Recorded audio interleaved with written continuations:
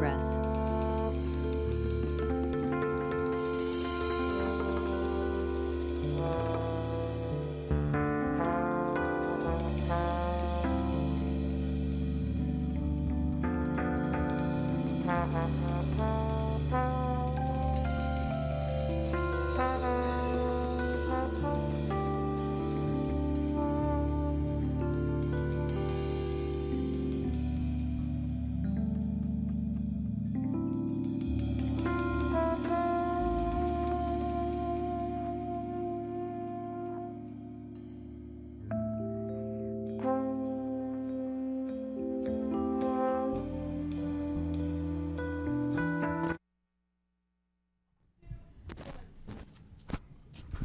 Okay, welcome. We will call to order the Wednesday, April 15th, 2026 meeting of the Aspen Pitkin County Housing Authority. Cindy, would you call the roll? Jackie? Here. Carson? Here. Peter? Here. John? Here. Christine? Here. Ted? Here. And is there anybody on Zoom? There isn't, is there? Okay, thank you. Okay, do we have any amendments to the agenda? Requested. Okay, hearing none, we'll move to public comment. If there was anyone that would like to make public comment, if you're on Zoom, please raise your hand. Anybody that would like to make public comment here in the room, you feel free to come on up. We do have a 3-minute time limit on our public comment, and we will start here in the room. Is there anybody that would like to make public comment? Tori, come on up. Thank you. You got your helper. Yes. Finally. Good afternoon. For the record, my name is Tori. And first, I want to thank the appointed volunteer members of the board. Thank you so much for the service that you do for us. In a recent article in the Daily News, I believe it spoke about APCHA considering work hour requirement reductions for furloughed employees during the airport shutdown in 2027. That's a good start, but it's not enough. Leadership and policy direction needs to come from this board and specifically the electeds. But the policy change that I'm here to talk about that needs to happen is the reduction of the 1,500-hour requirement per year and at least to 1,400 hours a year. To be clear, this isn't about me. I work closer to about 1,700 hours a year. So this doesn't directly impact me, but a lot of people come to me and talk to me about some issues with APCHA, and this is one of them. Think of all the seasonal professionals, service industry workers, hospitality, and more, ski instructors, bellmen, you name it, that have shorter seasons like this year. And as the town gets hollowed out of year-round locally supported businesses, there are fewer and fewer businesses that are open more than 8 months a year. Recently, the Aspen Skiing Company has alleviated some of their conditions for maintaining benefits. ACRA is having the same conversation in their meetings. Snowmass and A.P.C.H.A are already at a 1,400-hour requirement in their programs. You know, I don't think I need to say a whole bunch about this. I've talked about this in the past, but I really think that some of this leadership needs to come from this board. 1,500 hours, as you can do the math pretty simply, is 30 hours a week for 50 weeks a year. That's very hard to achieve when a lot of places close for 2 months twice a year. Yes, we acknowledge that the airport shutdown is going to be even more of a hardship for many people, but this year's low snow year, for example, restaurants have closed early, retail shops have cut back on their labor. You know, and there is also a trend with some employers to be using out-of-country J-1 visa employees instead of and over some of our locally working year-round employees. I would really love for this board to consider this. I don't think that just a Band-Aid that talks about this year or next year is really what's in order here. I think some policy change needs to come. Thank you very much. Thank you, Tori.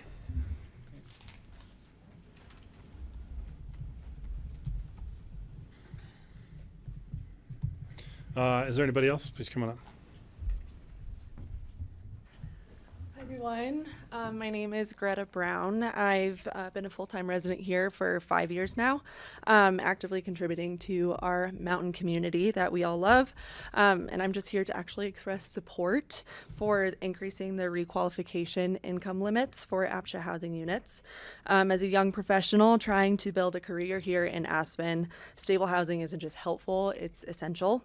Right now, the current limits can put people like me in a difficult position where even a modest salary increase or upward mobility in our career risk disqualifying us from the housing we depend on. That creates an unfair trade-off between pursuing career growth and maintaining a stable place to live. We should not have to choose between contributing more to our community and keeping our housing. Adjusting these limits would provide a more realistic and supportive path for residents who are working hard to grow while still remaining part of the local workforce that Aspen depends on. I appreciate you all for your consideration of this, and I urge you to support the change. Thank you so much. Thanks, Greta. Just real quick, so the proposed change that is helpful to your particular situation? Okay. Yes, All yes, right, it is. great. Thank you. Any other public comment? I'm assuming you're going to take public comment on resolution 2 later. Correct, yes, yes. If any, thank you for the clarification. Any public comment not related to an item on the agenda? Do we have any online? Doesn't look like we do. So hearing none, we will close public comment and we will move to Board of Directors comments. And I don't think we have anybody online today. Ted, take it away. No comments. No comments. Yeah. Christine. Just be ready to. Okay, here, No comments tonight. there's a new person in. Let's see if they need to do anything.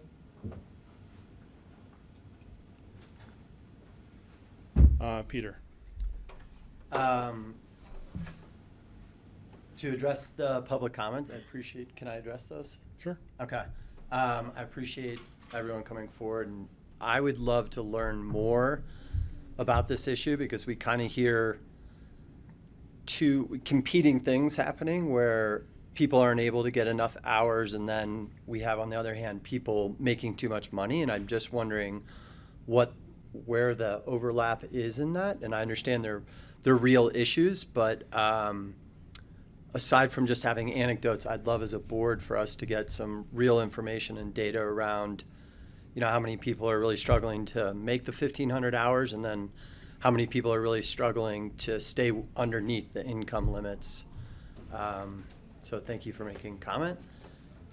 And then I also want to encourage the board to, again, look at what the turnover is in our program and understand what a healthy turnover rate is. So when we're making policy decisions, we understand how it's impacting the overall program. And then I wanted to see if there's board interest in understanding the kind of greater universe of employee housing outside just APCHA units. It seems like there's quite a few units being added each month from various programs and jurisdictions that kind of help or aid the workforce in the Upper Valley. And to my knowledge, we only have this APCHA number, and there's a lot of units that fall outside of APCHA. And then my last question is about the status of the affidavits.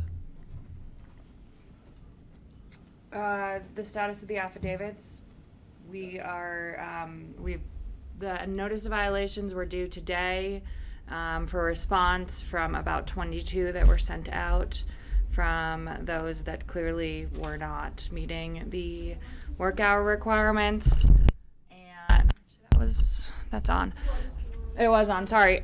So we have those in. We are streaming through the rest of them from a data perspective, but it's a slow slog. So moving through. have we reached the deadline where we now have all the affidavits that we're going to get? And will we hear as a board what the response rate was and how many people were, like what the outcome of the? Yeah, I think so. We can put that on a future agenda. Great, It is going to take a little while to just slowly go through the data, but yes. great, thank you. Okay, thank you, Peter. Jackie? No, I have no comment at Okay. this point. I just had, well, two comments. So one, we are going to be moving to a Zoom webinar that will hopefully alleviate some of the hijacking issues that we have had in the past. So I know we're working on that. We're going to test that and get that set up so that it's called Zoom bombing apparently, but we're going to hopefully put an end to that.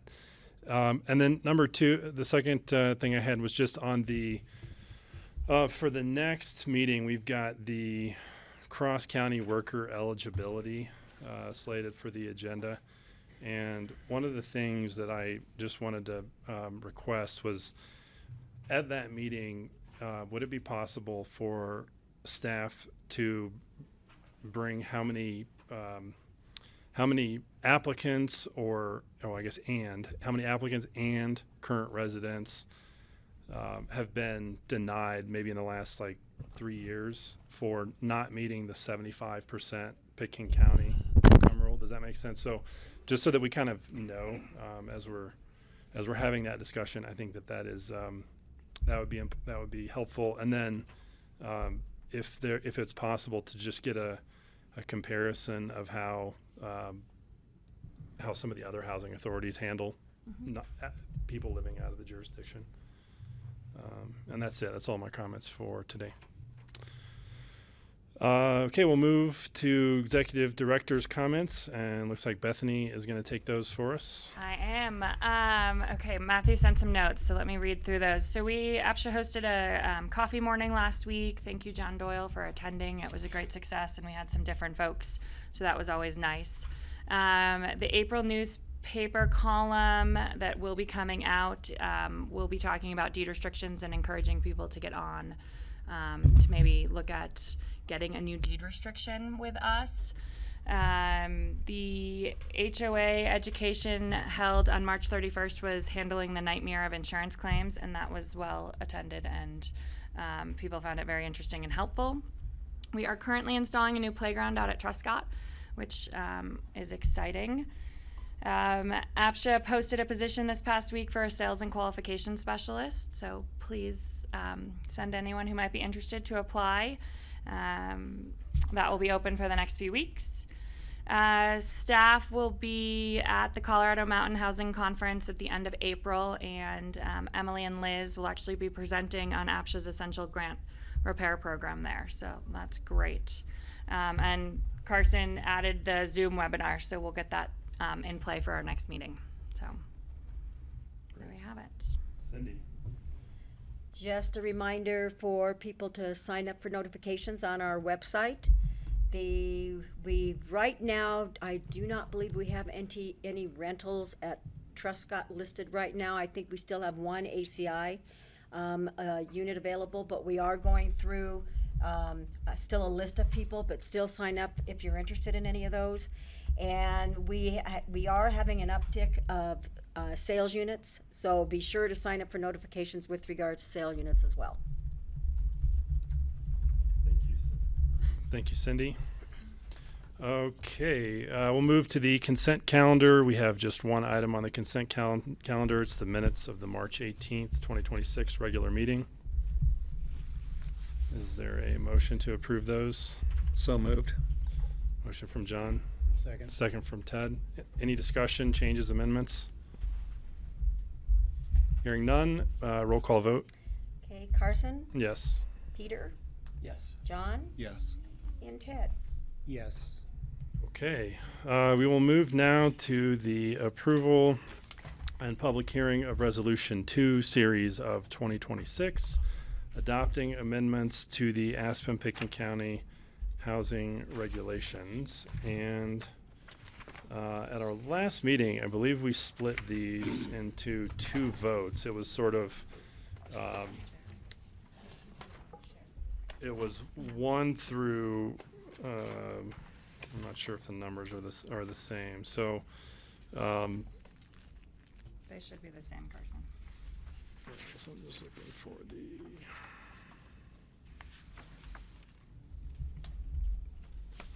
Yeah, so on page 10, we've got, we have 6. Yeah, we have 6 amendments, and we split that at the last meeting into 1 through 5, and then number 6 by itself. And I'm assuming that we would want to continue that here at this meeting.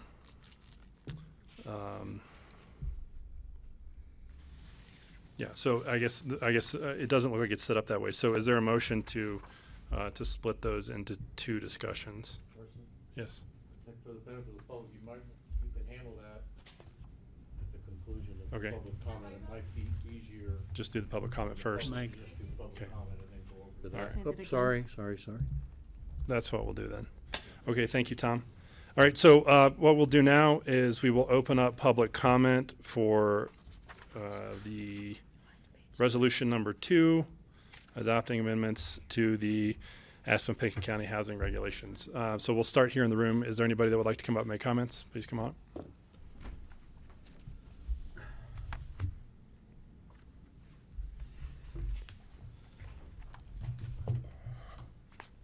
We on here? Red is on. If the red light Red is on, you're okay, on. can't really see it.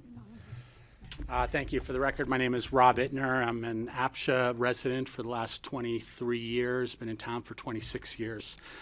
And I'm talking primarily on a couple of the issues within this, primarily the 3% or CPI, whichever is lower, versus the 3% flat simple rate. Although I appreciate the effort to simplify things for the public and for the administration, I'm concerned that changing the formula may unconsequentially reduce the long-term effectiveness of employee housing. The value of employee housing is strongest when there's a meaningful gap between the restricted unit price and the free market price. That's the asset to the community.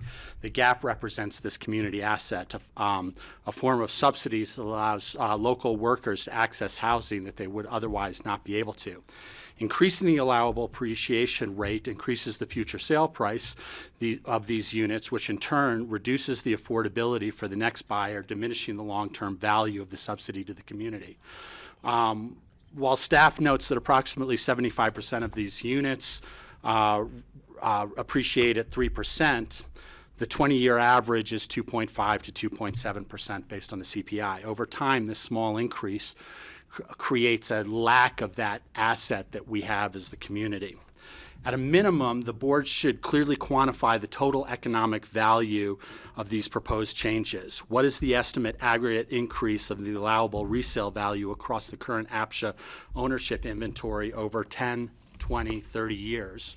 What is the projection reduction in affordability related to the current CPI cap system? What is the total number of assets valued being reduced throughout this policy change? It's difficult for the public or the board to evaluate these proposals without understanding the magnitude of the financial impact of the community's housing inventory.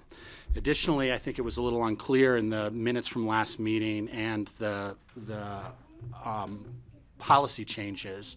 What will change, what this change applies to, is it only new deed restrictions? Will it retroactively be affected to people that are in the deed restrictions right now, meaning over the past time that the owners have lived in the house or the units, or just going forward? The staff memo refers to, unless otherwise stated in deed restrictions. How many of the existing deed restrictions have this modifications already stated in there? I think it's a high percentage. And what exactly is the formula? The majority of the deed restrictions do not specify a separate appreciation structure. What's the percentage of total APCHA inventory that would be effective? Employee housing program represents one of the community's most important long-term assets.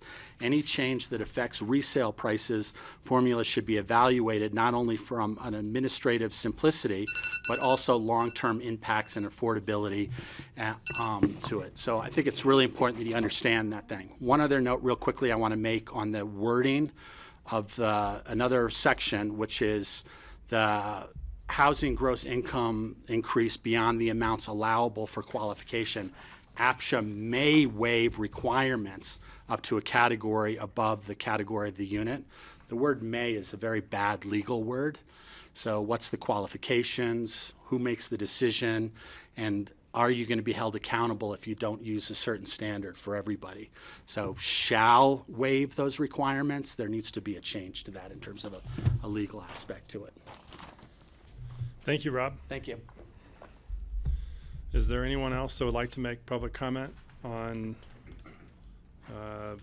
the series of resolution number 2? Is there anyone online that would like to make public comment? If so, please raise your hand.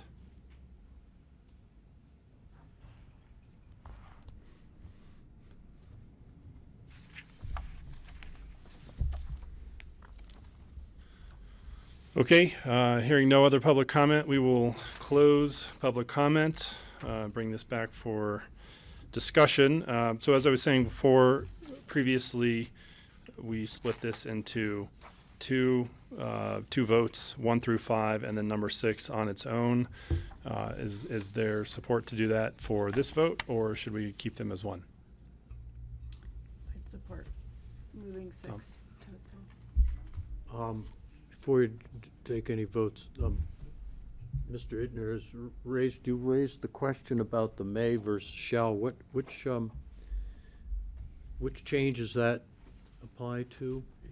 That applies to the It's on page, income verification. Yeah.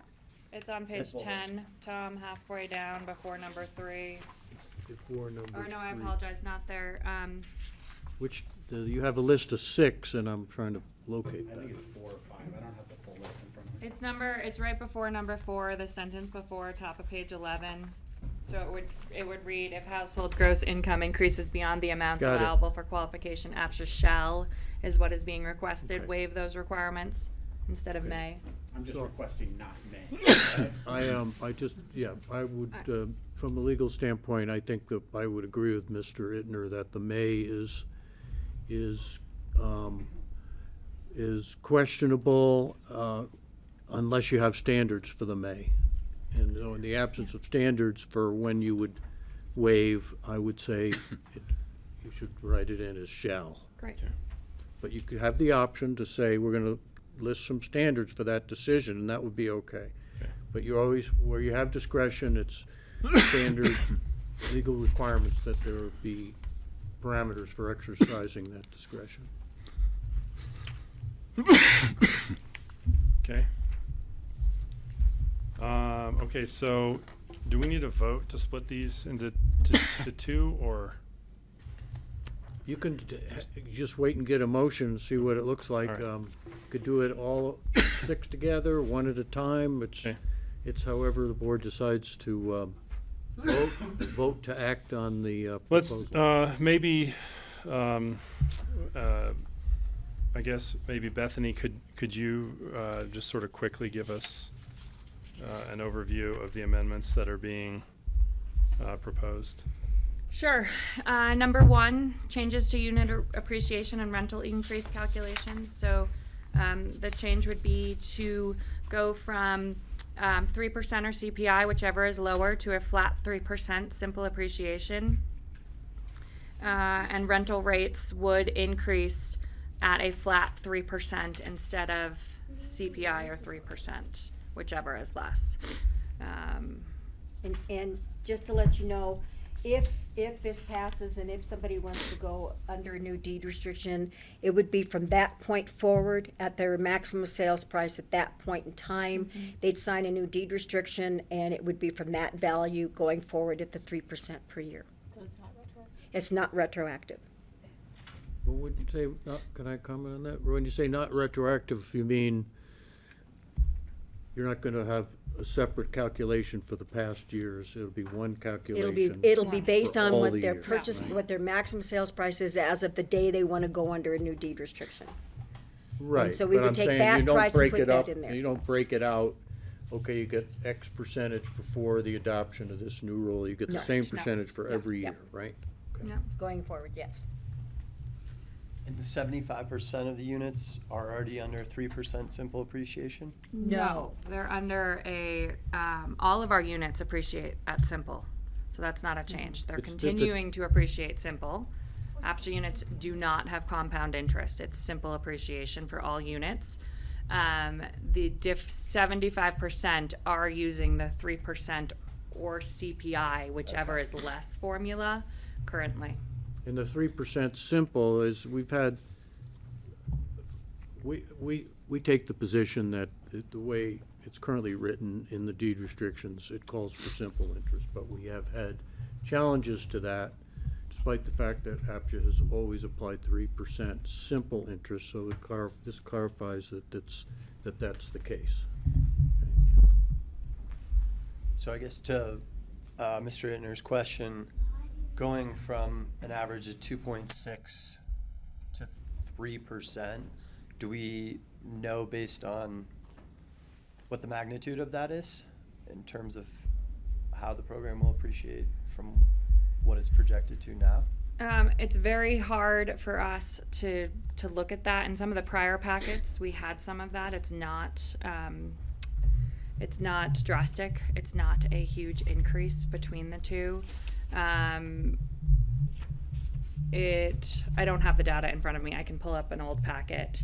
I think it was in the first reading, and when we discussed it, that it did not show drastic increase, and it looks So like on Carson. a $300,000 house, it would equate to $1,200 a year.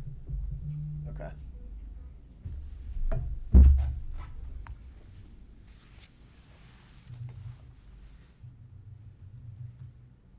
If you do 2.6 versus 3. Okay.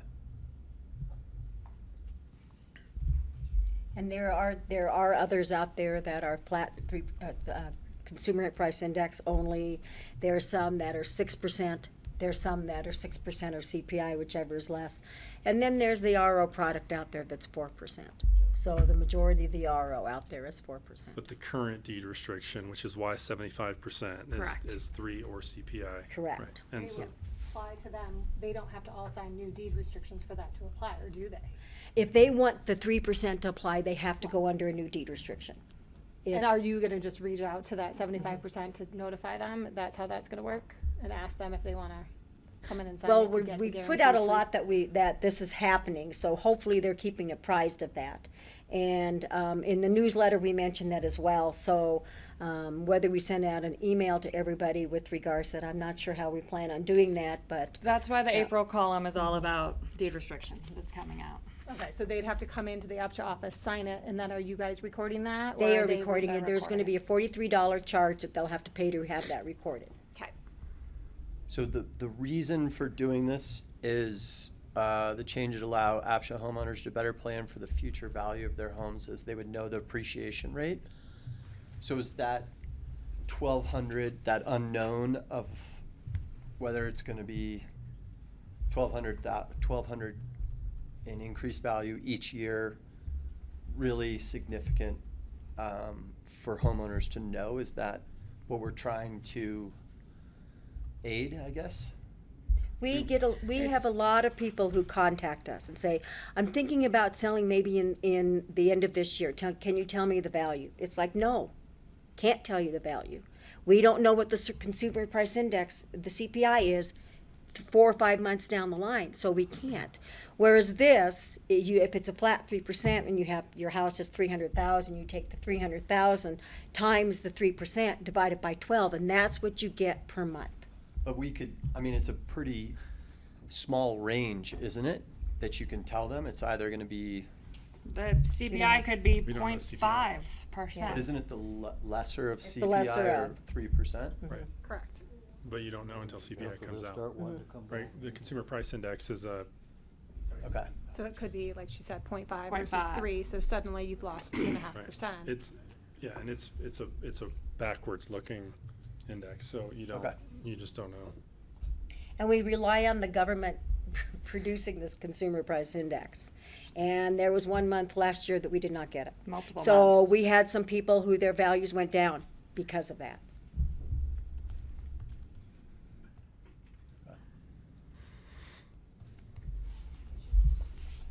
So it sounds more like an administrative thing and creating certainty and clarity for owners than it is creating additional appreciation for people. addition value. Correct. addition If value. you wanted to create additional appreciation drastically, you'd up it to 4 or 5 or 6% Right. appreciation. It's just simplicity It's simplicity. and predictability. Okay. Any other questions or comments on number 1? Are we ready to move on to number 2?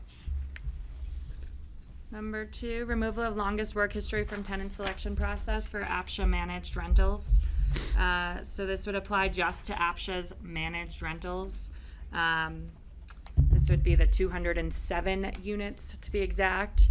The 40 at Aspen Country Inn, which still have that senior priority attached to them. It would be a randomized draw for those individuals that were interested in a certain unit. They'd have to sign up during that predetermined window from, when the unit's posted. So from Friday at 4 p.m., let's say, till Tuesday, it would be very clear in the ad that went up, and then it would be a randomized draw for that unit.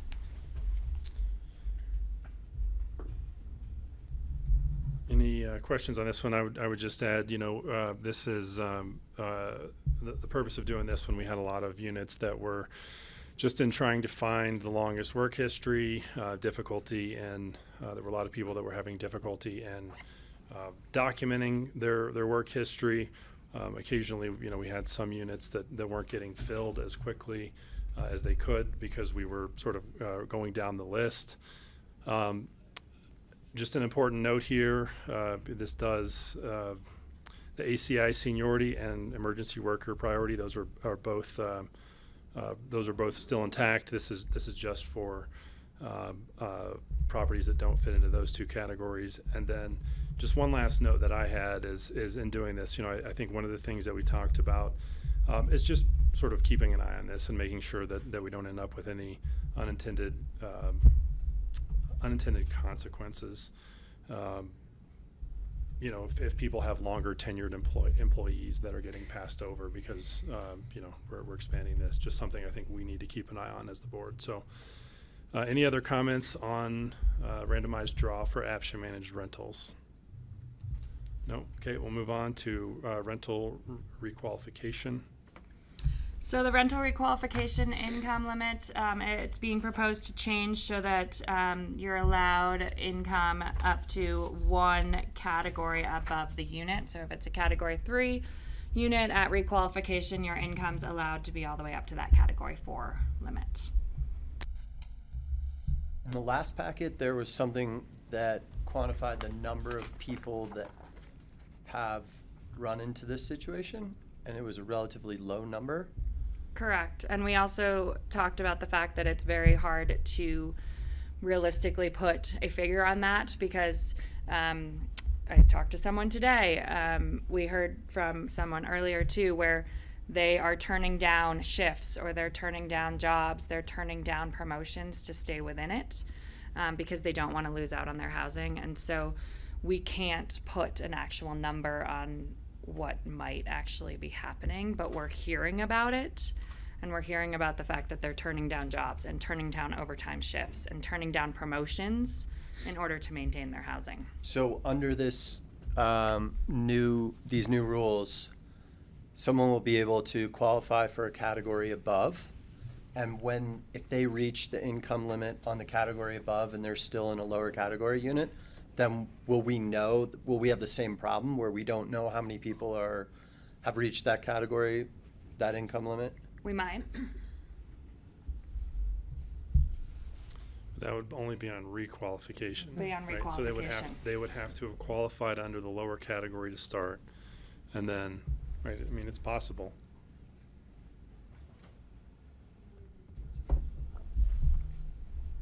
But it gives them more time to apply for a higher category unit. Correct. Correct. Okay.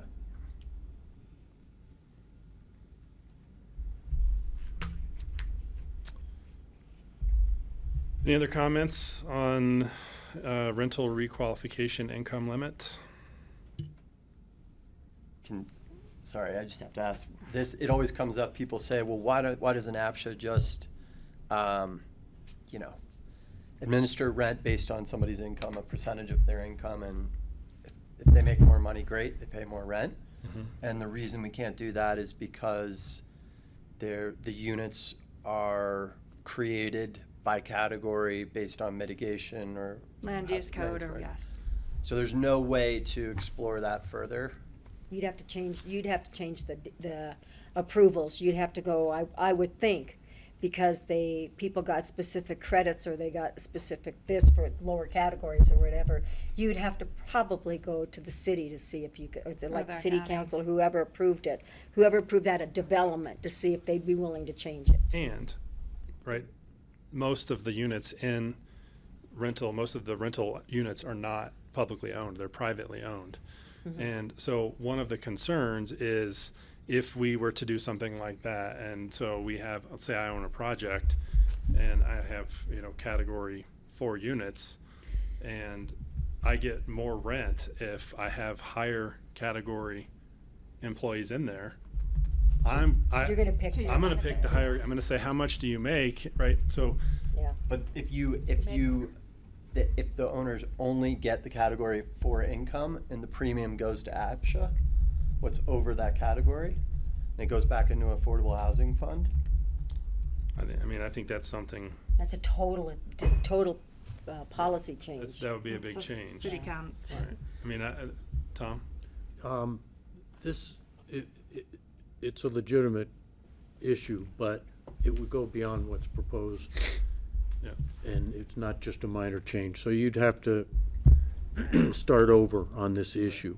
Now, what's in here at present is that there's a 1-year provision in here to assess what's going on. So you could calendar this as part of that discussion in a year to look at what Peter's talking about, which is eliminating the reconsideration of income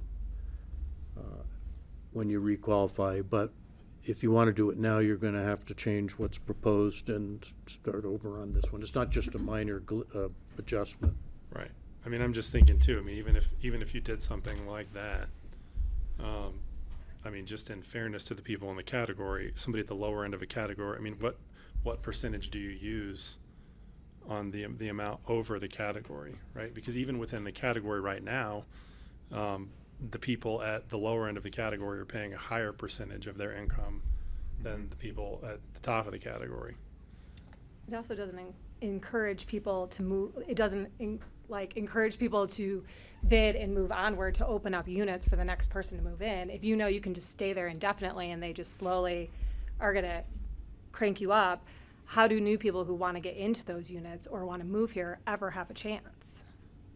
Well, we're sort of creating that, and that's why I'm Right, interested which in is a turnovers. general problem, We're yeah. creating that through this policy.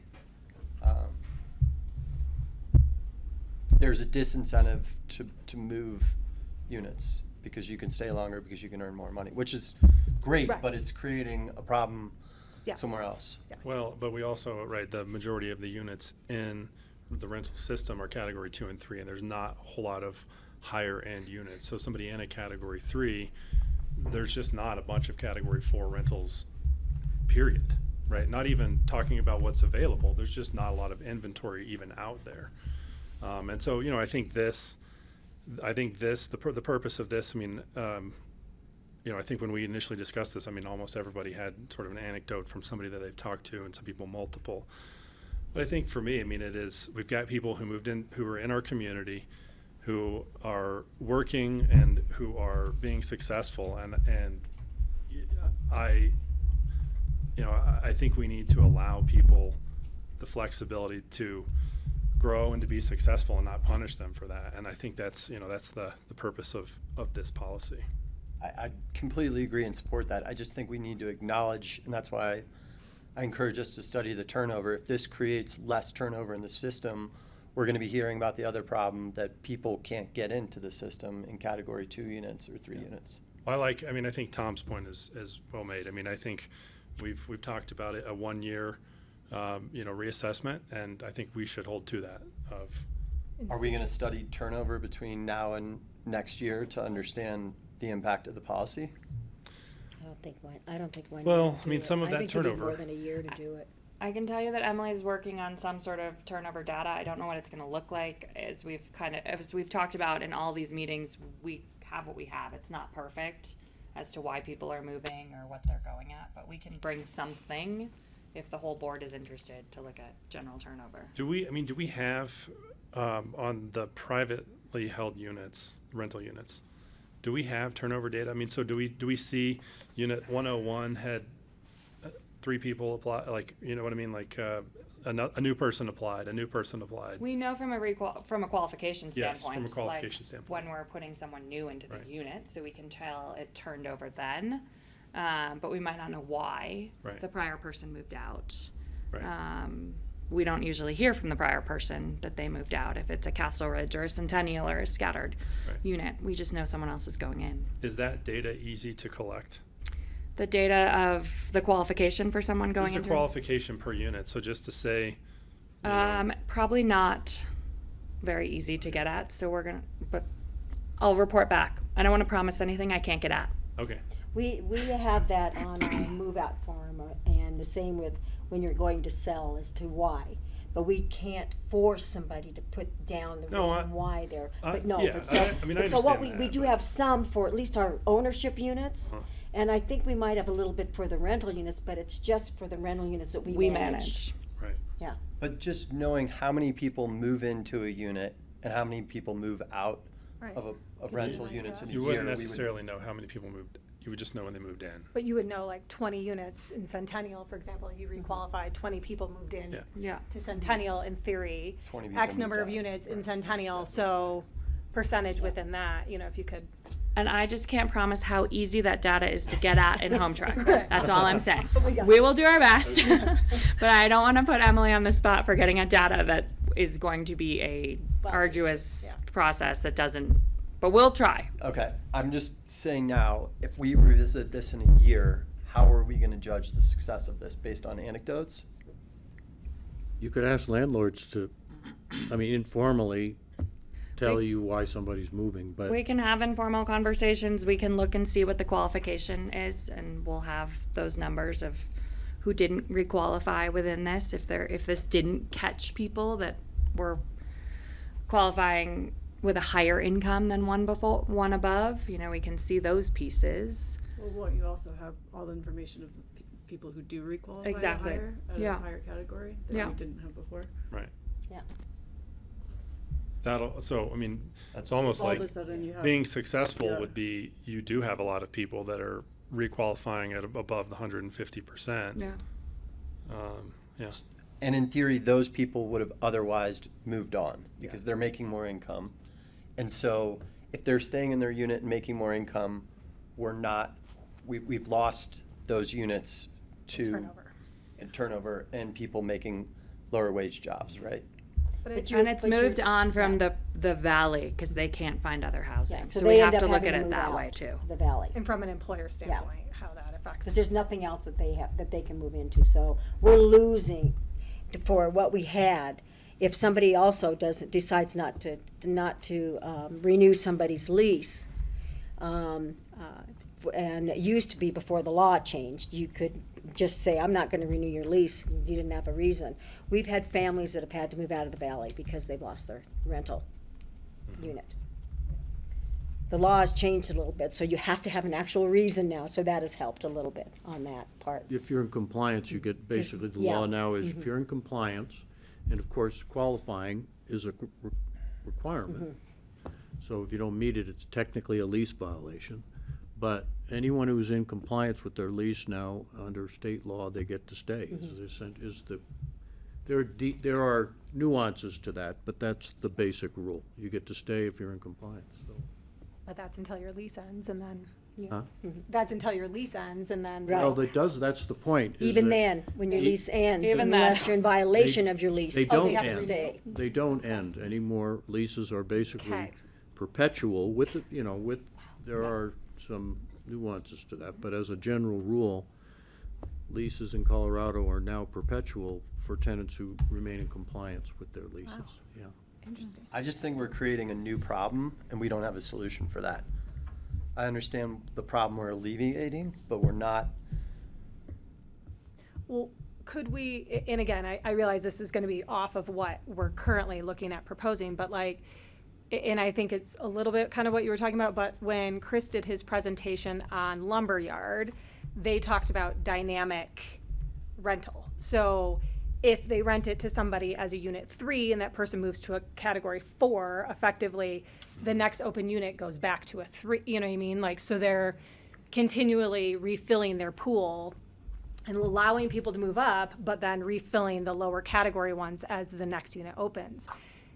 Perhaps that's something, again, I have no idea what the policy changes would be to do something like that, but maybe that would be a good thought down the line for us to look at, is Well, trying you to definitely function want that to way. make sure you don't have unintended consequences. Yes. So Right. this And- is a complex issue that, And It part is. of our statement of adding in 1 year to look at this is that we'll have the affordability study done, hopefully, and then we can really ascertain what the correct categories are for these units, or from an income, an asset standpoint, and see if a bump needs to be made to better target who we think we're needing to target. So we're also giving ourselves some time to get at that data while, yes, alleviating some folks' pain. I think that's an important Yeah. distinction, is the affordability discussion is coming up. Peter, do we know what success looks like? I'm just curious, like, stability for people not being forced out is positive. Right? Availability for new people coming in lower is also positive. Like, Right. the data would be great to see on how much movement there is, but I'm just curious how we figure out, when you say in a year, like, can we measure success? Like, I don't know what would success be? Like, how do we arrive at what that finish line is? I think there's got to be a healthy rate of turnover in a system, Right. and we don't know what our current rate of turnover is, but if our rate of turnover decreases as we make these changes, we know we have to somehow figure out a way to create more turnover to have a healthy system. Mhm. And So we can come up with a baseline, then Yeah. we maybe decide from there. As a board, we Yeah. want more, or this is too much. That's the thought? I'm just asking like how we would look at it. Yeah, I just see the problem next year we're going to be faced with is employers coming in and saying, I can't hire my lowest wage worker because they can't find housing. And maybe part of the reason is because now we're housing in those category 2 units people that are making category 3 wages Yeah. and income. And I like the idea of the dynamic, Yeah. It was their idea, not mine, but I Yeah. thought it was a good idea too. Well, and then I think the whole thing is in flux because we constantly have new units coming on board, and we're going to be having the Burlemont for the hospital, housing in the west end of some sort between those 3 entities on the academic campus, and the lumberyard. In addition to the new unit in former Mountain Rescue that I noticed is being worked on as we speak. So it's constantly in flux, and so it's really hard to quantify. It is, and I think, too much turnover is not good either, Right. right? Because it's like, you don't have, if all you have is a bunch of units that are constantly churning with new people, that's not a community, and it's hard, right? It's hard to build a community, and again, the problem that we've got is a lot of business owners have valuable and dependable employees that have come here and that are successful and critical parts of their business. And have been successful, but find themselves in a place where, there's not really an option, right? You used to be able to go down to Basalt pretty easily, Can't Yeah. anymore. and now you can't even do that. But it's possible that a lot of the reason people leave their job is to make more money. And so that employer is losing employees because somebody is able to make more money and stay in their unit. Well, And we want them to do that. We Yeah. want them to move on from their job. But we want to be able to backfill that job. right. I would just add, so talk about unintended consequences. The policy of having rental, it does, where people have to move out if they make too much money. It does have the unintended effect of suppressing wages, and that's really what we're, in my mind, that's what we're trying to go after. Any other comments on that? Okay, let's, so we've just got one, You're on to 4, I think. we've just got one modification there on 3, which is may to shall. That's a big difference, isn't it? Yeah. The inner edit. Okay. The Edner. So you guys, are you good with that? Yep, great with that. Moving on to, we're on page 11, number 4. Lottery chances allow people with 2 to 4 years work history 5 lottery chances. All the other categories would get bumped up by 1 chance to maintain current chance distribution. On the top of page 12, you can just look at the current advantage and the proposed advantage. We're not, it's not, the important thing to remember, I apologize, I'm mumbling here, but the important thing to remember is that it's just an advantage relative to one another. It's not saying that, you know, this is guaranteed what's going to happen. The advantage is only relative to one another as to what might happen. This is to try to allow folks that are moving away in the 2 to 4 year category a chance to bid. We talked about Snowmass Village allows after 1 year of employment in Snowmass. The board felt like 2 years was a comfortable balance to start with. So happy to answer questions. This was initially proposed as 1 to 4, but we changed it to 2 to 4.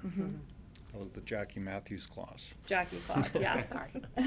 That was Sorry for your those idea. people at 1 year. And Peter, you know, I think that this, you know, to your earlier point, I mean, this is allowing people in the, you know, the lower end of the experience, work history, you know, a way into the system. Right, it's an opportunity for them. Any discussion on number 4? When's the last time we revisited this? Like, has this come up a lot that we tinker with? We, Work and lottery, just history's sake? what, last year we proposed a few other changes to the lottery that the board decided not to advance. And that was weighting the years differently. Cindy, when was our last noticeable change though? We've had it like this for, I would say 10, maybe, I don't know, a long time. It's been a long time. I think we were still at the Pitkin County building when we actually changed to this. And put it on the, we used to use ping pong balls because everybody had 1 chance. If you were at least 4 years, you had 1 chance, and we actually used ping pong balls. And we went to the computerized system when we were still in that building, so it's been a long time. Probably 10 to 15 Yeah, years. yeah. And it came from the impetus to change this regulation from feedback, or just? Yeah, there was feedback that folks were here, settled, and still felt like they couldn't participate in attempting, understanding that work history still did matter, but that they would like a chance to make this community their home. There's a number of employers that offer housing for the first year or 2 that you are working with them, but then you're expected Right. to find your own housing. And so the idea was to meet that as well. It's not a guarantee that you're going to win. As Carson, you often use your example of you bid, 15? 31. 31 times before you won. And so, see, That's and why so they call it a lottery. it's a lottery. And so you don't know what's going to happen, but this allows folks to start. We've been very honest. We don't know how many extra people will enter the lottery. We're happy to report back once we start seeing that 2 to 4 year work history and see what it does.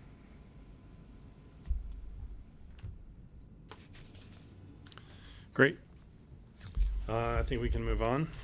Number 5 is a very, it's really just grammatical. It's clarifying that there is a priority for ADA and APCHA managed rental units. We just wanted to make sure that it was very clear that if an ADA unit becomes available, that unit goes to a qualified ADA individual, and then the emergency worker priority kicks in. So we just wanted to make sure that was clear. Who falls under emergency worker? Is it just hospital and fire? So APCHA actually does not set the definition for the emergency worker. It's there's a group of people that do, including the county, and it's the What was it called? the emergency response Team or something team. like that? Mountain Rescue? It's not even mountain rescue. So who falls under it? Basically, anyone that has a 24-hour that has to be on call in a period of time. So a lot of hospital, but not all of the hospital. So if you have to be on call, fire, police, ambulance. We have a specific form think that that's the it. employer has to complete, and it has some definitions in there as well, if they feel that that person falls within that definition, because we do not want to make that decision. If the supervisor believes that they fall within that definition, they fill out that form and provide it to us, and then we put them on that list. Karen has the form up right for you now. If you scroll down a little bit, there it is. It's hospital medical personnel with a minimum emergency on response call time of 30 minutes, dispatch. If we get a random request from someone not in that category, we actually send it to the group that comes up with this for clarification. So. And their priority is just for our units, our managed units, emergency workers. It's not for a Centennial or a Castle Ridge. It's just for ours. Carson, question? Tom? So this says APCHA managed rental units. Do we have is it clear what we mean by APCHA managed? Does it mean all the units in the inventory? No, it's the ones that are managed by APCHA that's defined in our regulations. So Aspen Country Inn, Trescott, Phase 1 and 2. Okay, so we're the landlord is what you mean? Yes, Smuggler. Burlington, The or 207 units? lumberyard soon, right? Those will won't not be manage APCHA managed. Or not, yeah. No, Gorman it won't So managed. it be. won't No. include, it won't. They'll be, Yeah. they're subject to the regs, but the Yeah. administration is not done by That APCHA. being said, City Council did put in priority for different groups of individuals with the approvals of that. I can't speak to them off the top of my head right now, but I do believe there's an emergency worker priority in the lumberyard approvals, but lumberyard will not be APCHA managed. It also allows an emergency worker to enter into the lottery. Now we won't really need that. No, it could, no, because Because- it's after 1 year, Yeah. so they'll still have, Yeah. A benefit Oh, after they'll 1 year have- they can? yeah. Okay. But they don't get priority in the lottery. This is just for rental? Yeah. And they still have to meet like the income requirements and things like that? Yes.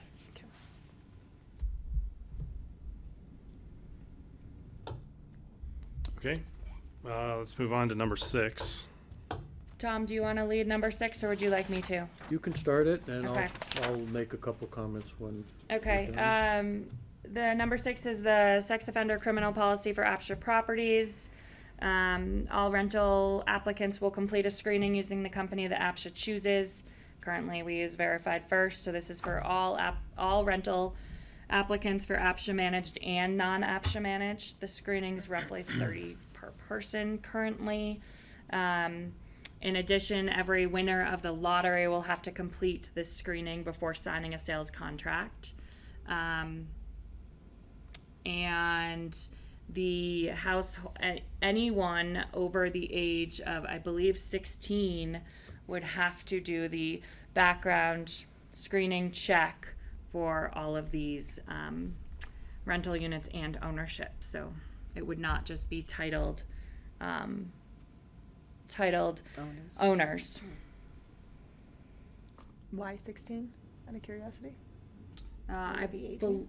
I believe 16 is in the federal regs, but I can't say for sure, but Okay, just curious why it's not 18. it's whatever, at whatever age, minimum age you're required to register. We don't, it's not a number we're setting. Yeah. Okay. It would be in the curious. program now. Just a comment, the county sent a letter and has expressed concerns about this regulation change, and one of the issues raised is retroactivity. And I have to tell you, I can't give you a definitive answer on that, whether it would be retroactive or not. Retroactivity is an issue that comes up with legislation with some regularity. It triggers the constitutional issue of whether or not a regulation change is impairing quote-unquote vested rights. And there's a lot of litigation history on that issue, and it's difficult to generalize about the outcomes without a specific case, but some generalizations could be made, and I can do the research if this is an important issue to try to put some parameters around that, so that you're not shooting in the dark if you decide to proceed with it. There is a threshold question, however, and that is whether or not the legislative body, which would be you, intends it to be retroactive. And so if you want it to be retroactive, that's a threshold issue. And so if you want to proceed with it on that basis, it would need to say that it's intended in this rule to say that it's intended to be retroactive. That then triggers the subsequent question about whether whether you're allowed to apply it retroactively based on the issue of interference with potential interference with vested rights. So I don't know how, there's been different opinions about this expressed both among staff and board members and with the city and the county.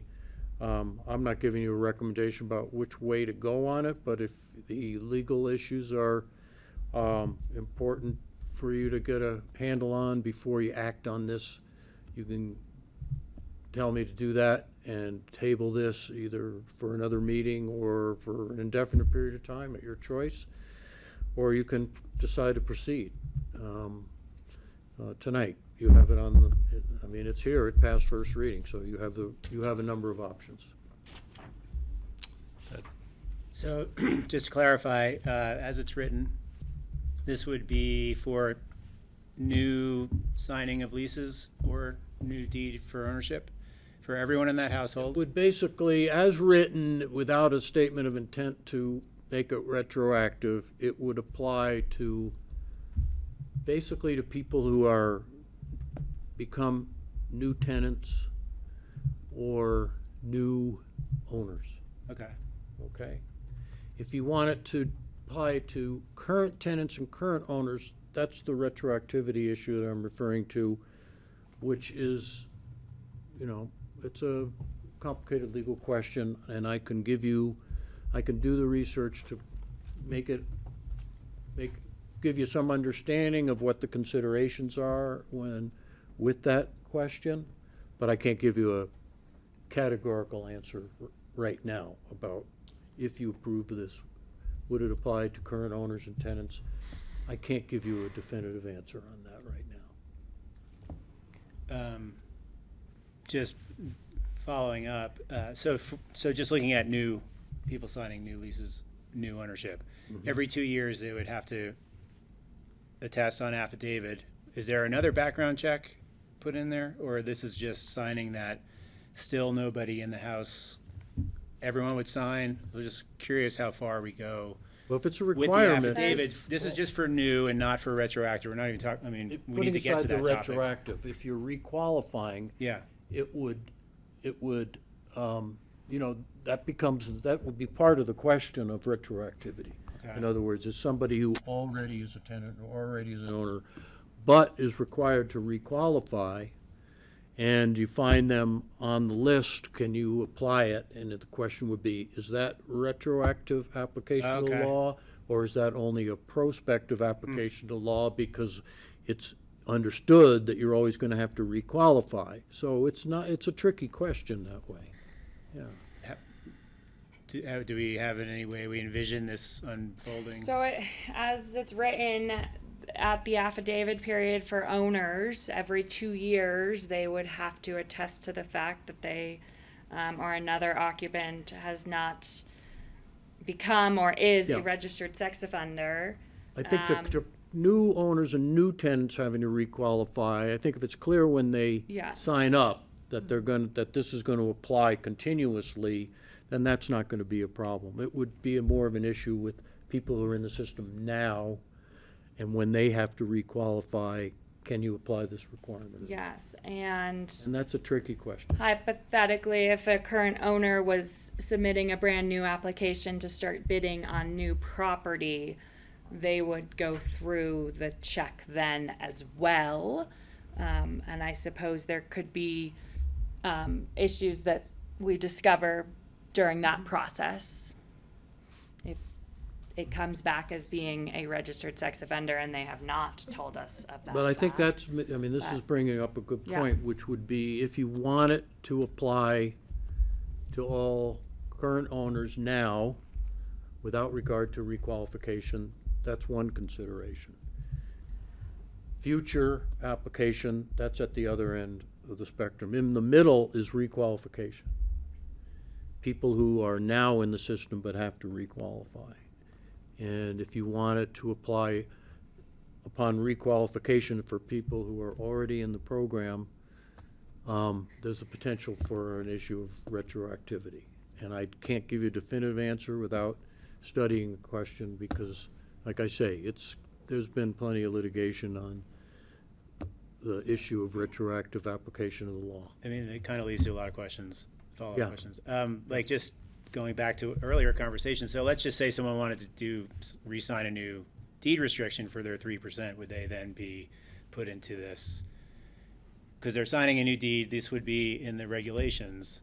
If they're becoming an owner, but Or even their already current an owner owner. upgrading their already an deed, or I'm just saying, or you're anyone basically who's in the program who moves a unit or in-house bid, anytime you sign a new Right. agreement, whether it's a lease or own, you're probably also now, well, I think, A you know, new- it's legitimate to about to that. say, I don't think we should be saying to those people, we don't know. You know what I'm saying? yeah. Those people should be able to get a definitive answer on, And that's why How we're this asking the applies questions to today, because them. I think we need to know. I mean, I would Um, assume signing a new deed restriction, simply that, wouldn't be the trigger, because, right, it's not a full package that you guys are fully No, qualifying. so but we we're do looking at it that way. ensure that they're still in compliance Yeah. when they sign into deed restrictions. So that's Okay. making sure affidavits have been completed if it's an affidavit year, or certainly when they go through the grant program, we're looking at a pay stub and making sure but all those affidavits things are like, requirements for when the they program. got, Yes. came in, so Yes. it's not a change. Right. It's something that's understood that you have to meet it when you become a tenant or become an owner. It's also Right. understood at that time that you're gonna have to continue to meet those same requirements. So it's the fact that it's a new requirement that creates the questions. I don't want to take all the time. I just have one more question just as we talk, and it makes me think about other questions, but then we can move down the row.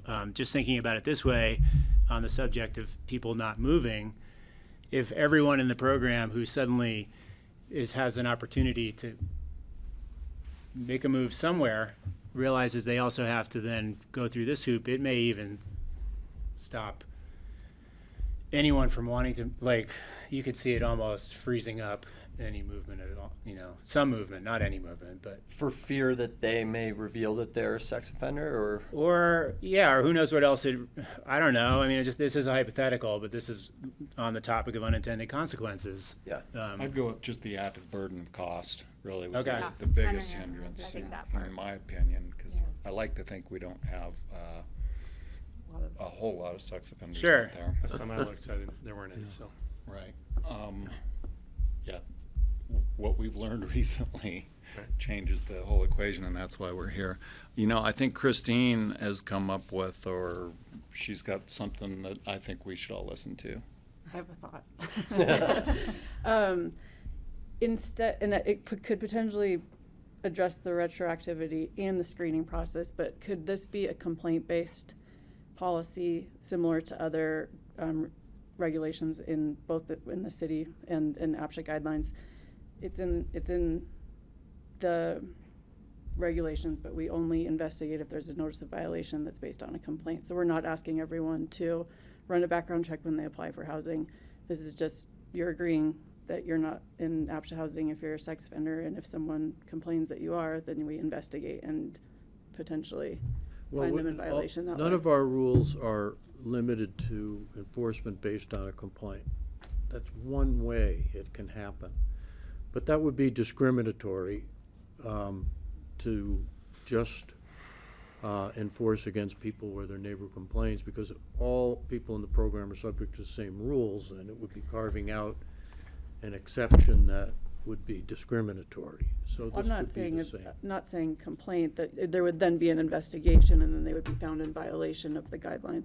So if the rule was to be written with something along the lines of sex offenders are not allowed to reside in APCHA units, whether it's ownership or rental, and then we got through a normal complaint that so-and-so was a registered sex offender, could APCHA then investigate through a normal notice of investigation, notice of violation, that complaint? Yeah, it would be treated like any other violation. So yes, Right, then it could. simplifies it.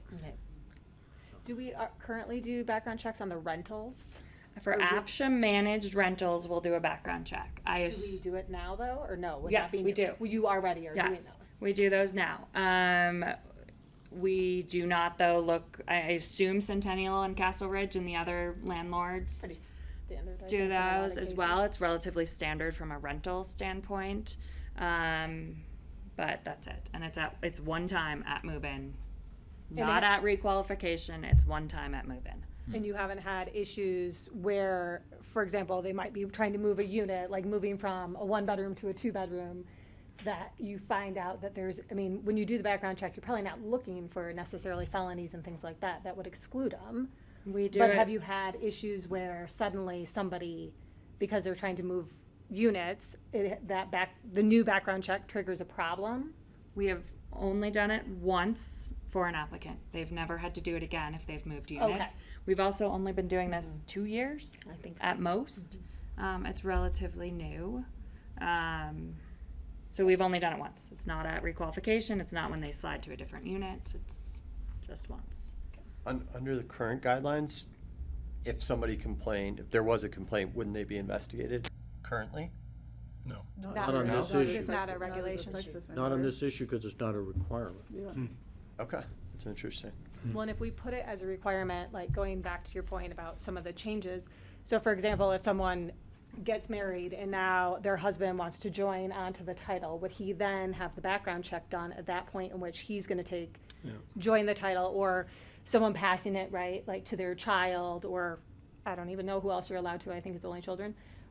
Any of those sort of title transfers that can happen, would that trigger the background check for that person? Because they, in theory, Yes, I hadn't thought of it, but yes, it would.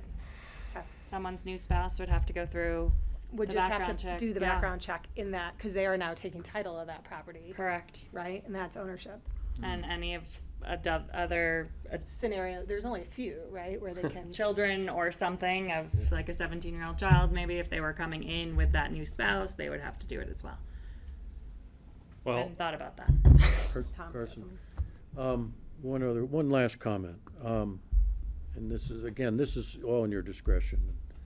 And I'm not making a recommendation on the merits of the issue, but there's a lot of questions about it.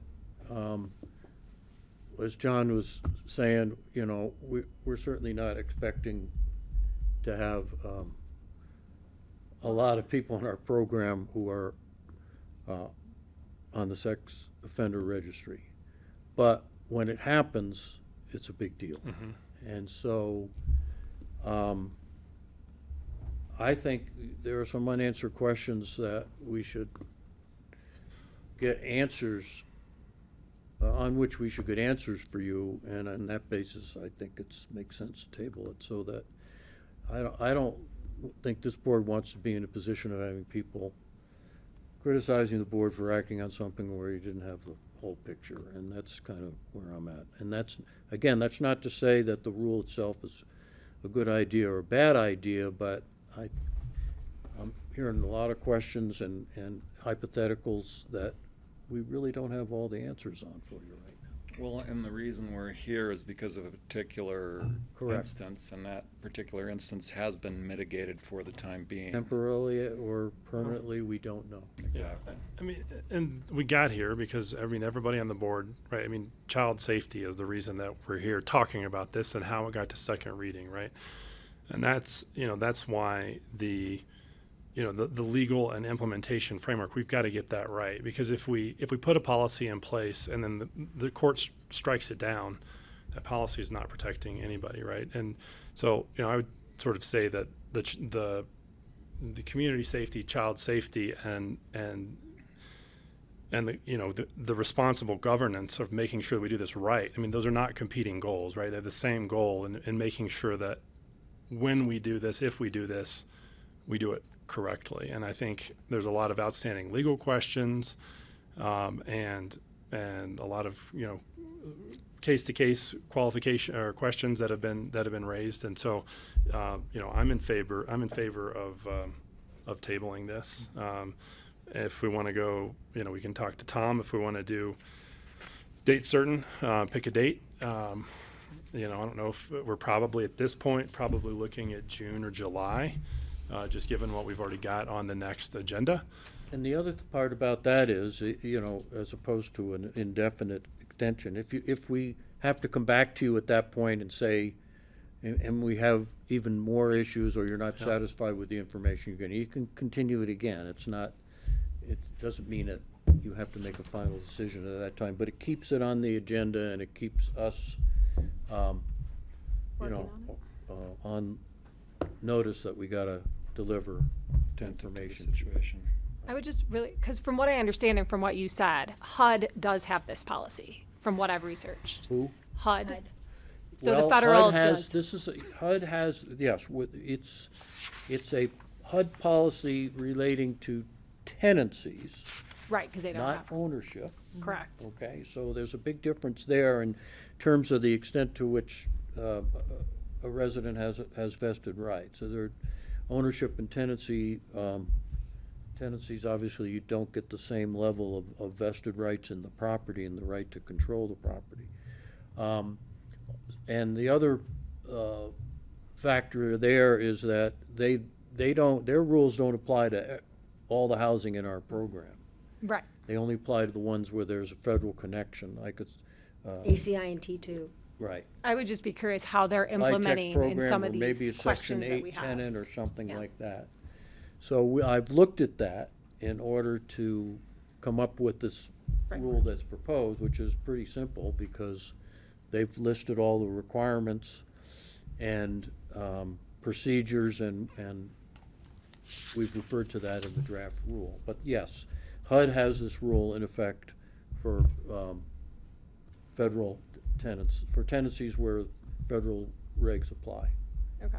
And because it's rental, the retroactivity piece doesn't necessarily come into play as much. I'm 'cause not it's rental? sure, that's one of the places I'm gonna look, is to see if the extent to which that issue may have arisen under the federal program, yeah. Okay. Yeah. Thank you. So just looking at the agendas, I mean, if we did want to, I would recommend either June or it's probably June or August. July is the work plan update and work plan discussion. So that one's already pretty full. August has budget, I would imagine be. Budget and adopt work plan, those we should be able to add something to both of those. So, So that sounds like you've got two different motions. what's that? You haven't acted on the first five. We haven't been any Right. motions at all. So, Can you make the one motion and just let's not? go. Say Yeah. two. Let's go ahead and do, let's go ahead, is there a motion, I guess, to split these into 1 through 5, and then number 6, with the one addition to number 3, removing rental qualification income limits, last sentence in that regulation, may to shall. So moved. A motion from John, is there a second? A second. Okay, second from Ted. So we're splitting those into, this vote is to split into 2 votes, 1 through 5, and then number 6. And it is a roll call vote. Okay. Carson, Yes? Peter, Yes. John, Yep. and Ted. Yes. Okay, so now we'll do amendments 1 through 5. Again, maximum sale price, removal of longest work history from tenant selection process for APCHA managed rentals, remove rental requalification income limits, lottery chances, allow people with 2 to 4 years of work history, 5 lottery chances, and ADA clarifications. Is there a motion on those? So moved. Ted with the motion. Or a second? I'll second. Second from John. Any further discussion? Nope. It's a roll call vote as well. Ted, Yes. John, Yes. Peter, Yes. and Carson. Yes. Okay, and now we have just the sex offender criminal policy for APCHA properties. Is there a motion here to approve, table, deny?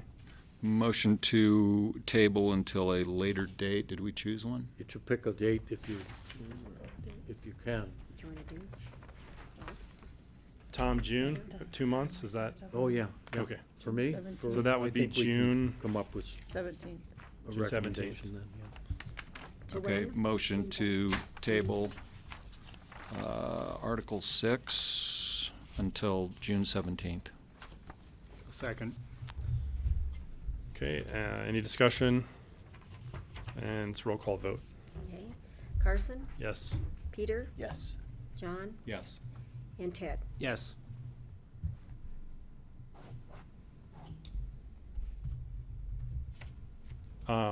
Doesn't Jackie vote? She's an alternate. Oh, Scott's not here. Scott's not here. I will put you down as yes on all these There you go. votes. I'll make it Thank easy you. for you. No problem. Thank you, Carson. Sorry, I don't know all the rules Okay. either to help She keep doesn't everyone. Do we need to redo all the votes? I don't know. Tom, Well, this said one, yes. this one you can vote on. and Okay. that's fine. Um, I don't think you need to if the votes were, unless there It was four, there's one 4 vote. votes. There was, You got the votes Yeah. to was- approve, Okay. you don't need They to were all go approved. again. So, yeah. there was no controversy on those. Okay, all right, so then next item on our agenda is the informational memo pooled. No, that's not an action that's item. just, yeah, that's just information Those for you guys. documents are listed for your benefit as being submitted Okay, on this issue, on this action item, and they should be included in the written record of the Well, public hearing. I had a couple of comments on You those. can comment on them. On the which one? Specifically, You told me to put them on there. Well, just in the packet. so my comments were specifically on, well, I had 2. One is the pooled procurement from the city. I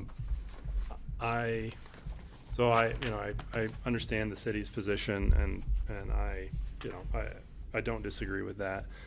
I do think, though, that APCHA is in a unique position where, right, we're not the city of Aspen. I know people sometimes forget that we're not a department of the city. We are an independent multi-jurisdictional housing authority. And so, I understand complexities of trying to go out and do some sort of pooled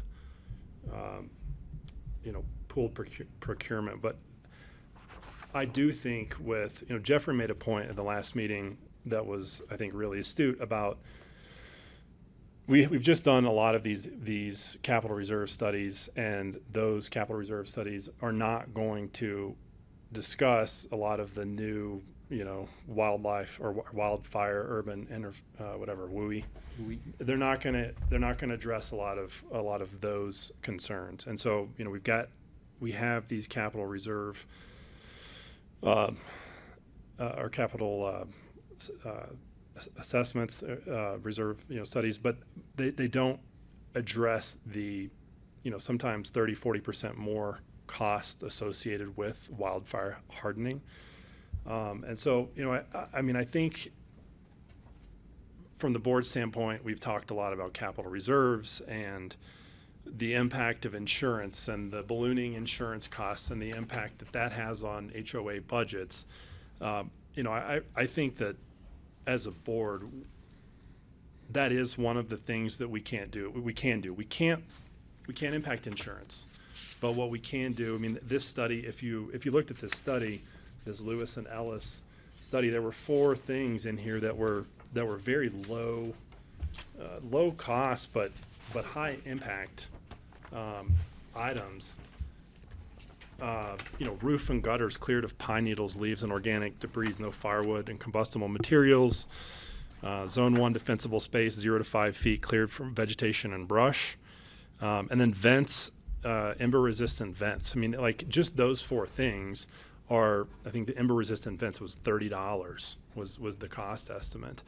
And so, like, what I was thinking about is, I mean, does it make sense for us to be considering adding something like that, those 4 items? Have you cleared all your dead pine needles and your firewood away from the house and your dead brush? And does it make sense for us to add something like that to a sale checklist where we're already doing it?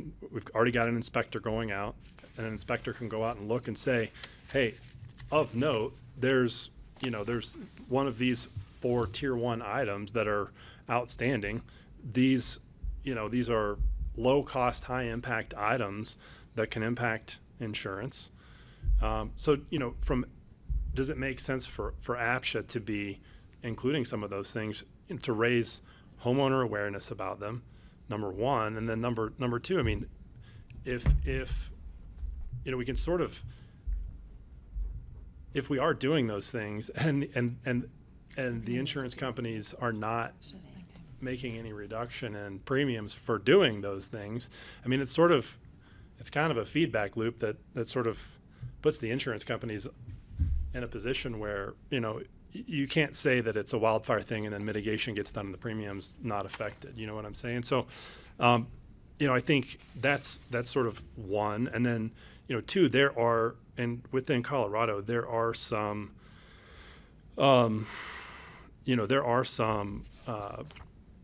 grants that are available to HOAs that are, I think, difficult for an individual HOA to go out and apply for. But I think APCHA having a relationship with these HOAs, I think it's worth exploring as to whether or not, as part of the, we may not be able to do a pooled procurement, but is there a way we can do a managed list where we can say, hey, look, if you are replacing your roof or your siding this year, we keep a list of other HOAs who are planning to do the same thing. We can connect you with them so that where maybe you can then, as a group, you guys can go out and negotiate and try and see if you can get a cheaper, roof, understanding now that there's going to be an increased cost from, the WUI hardening and everything else, right? So all I'm saying is that we can't impact insurance, but we know insurance is a massive, it's eating the budgets of the HOAs and taking the place of capital repair dollars. And so if there's a way that we can help, lower the costs by connecting the HOAs, potentially helping them or applying, for some of these grants on behalf of these HOAs, there's some individual taxpayer credits that, I think we should be educating people on to hey, this could potentially help lower your insurance of your HOA, and you can get a tax credit for doing it. So there's very little we can do in the insurance world, but I think these are some things that we have the levers to pull that could actually make a difference in some of this stuff. So, I don't know if that's something anybody else has any thoughts on. I'm sorry for the ramble, but I think it's something worth talking about.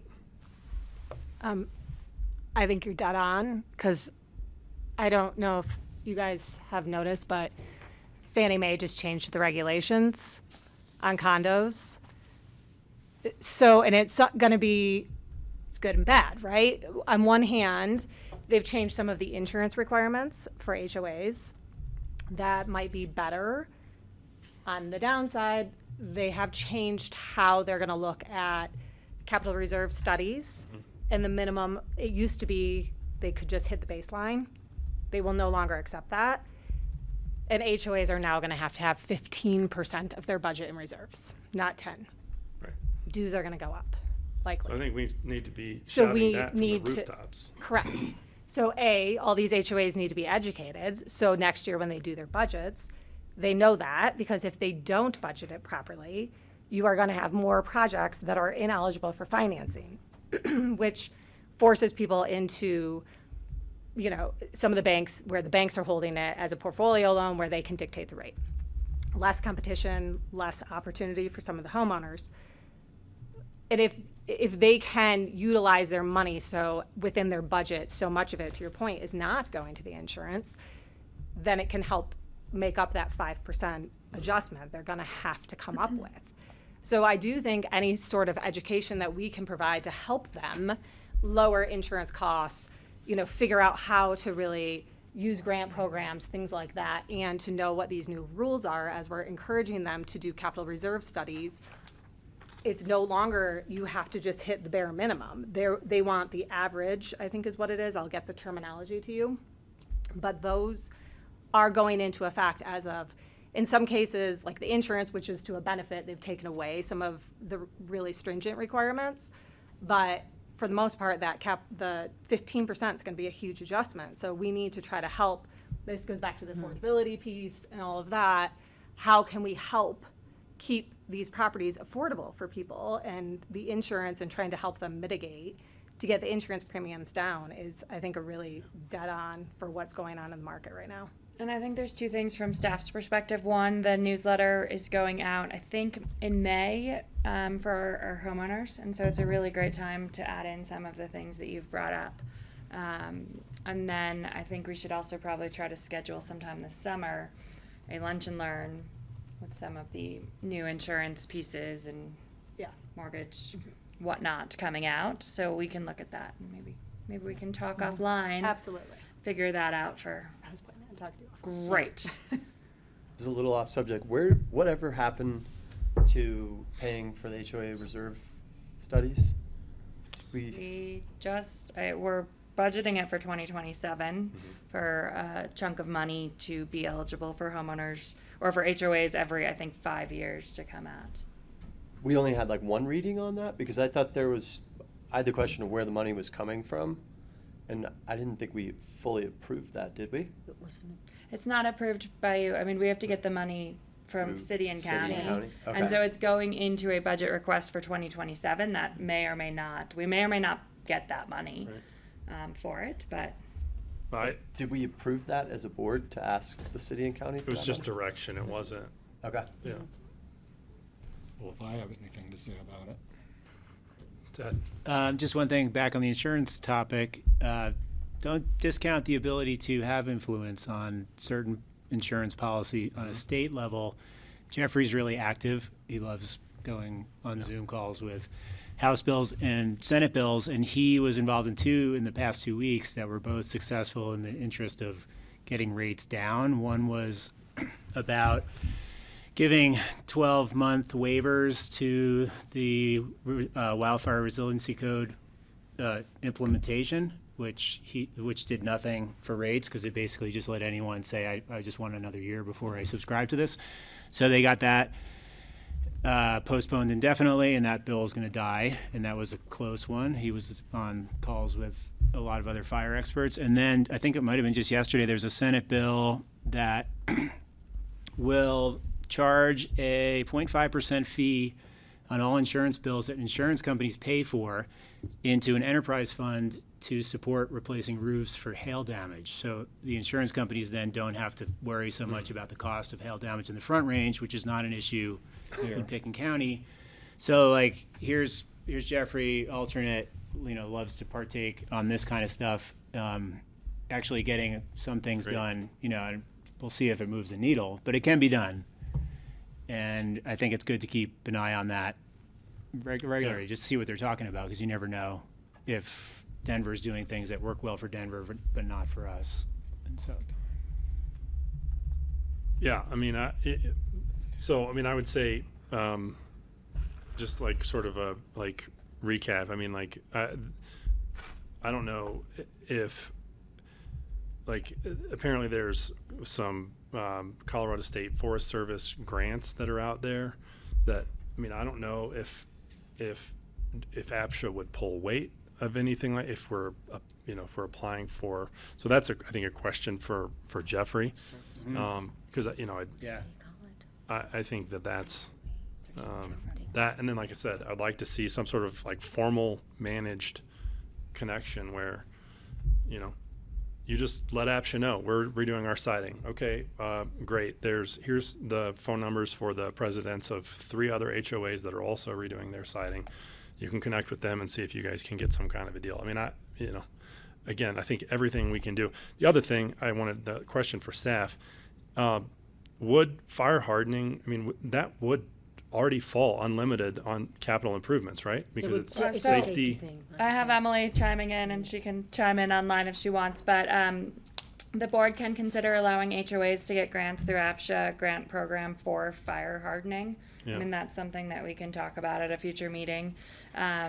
Staff is looking at a program that would allow HOAs to get grants for certain things that would help with insurance costs and certainly HOAs from their capital maintenance plans. And I think there's the fuels grant with the fire department, and there's some money that we might be able to help with brush and whatnot. So we're certainly on it. Yeah. Emily's got her hand up if she wants to add anything, or I botched what she asked me to say. Hi, Emily. Hi, sorry I can't figure out my video, but hopefully you can hear me. We can hear you. I think Bethany covered it, but I do think that the board could consider directing staff to look at adding a fire hardening type grant to our current grant program and making that available to HOAs. And then we have me and Liz and Andrew and other people at the city and county keeping eyes out for grants that we can apply for to help with that in particular. Great. I tried to get a hold of someone to ask some questions at the state about one such grant today, but wasn't able to get anyone on the phone, so have no update there. But we are looking for grants that we could receive and be sort of the intermediary of those funds, and HOAs could then apply if we received a grant like that. So that would be one tool. Great. I won't speak for everybody else, but I mean, one of the things, if we do go down that road of looking at an HOA level grant program, I think one of the things that could stretch those dollars is if we were looking at the difference in the additional cost of the fire hardening itself, right? So if it costs $100 to redo siding and it's $130 to do wildfire hardened, maybe we do that $30 difference where we cover the difference, the additional cost of the hardening as a way to try and reduce insurance while not funding all of the HOA capital repairs. So I think this is going to be a huge topic across the state. I just found out a couple weeks ago, I think it was a Colorado Municipal League conference about around here we haven't really been hit by pine beetles, but the Front Range has been kind of immune until now. They're getting ponderosa pine beetles. So we've got WUI problems all over the state, and the same problems we're having are happening all over the state, and whatever we come up with, I think is going to be closely watched and duplicated across the state. So this is a great opportunity for us. yeah. Well, like I said, I think we need to be pulling every lever we can because those are the only ones we have. Mm-hmm. And this summer's going to show us Right. what the future holds.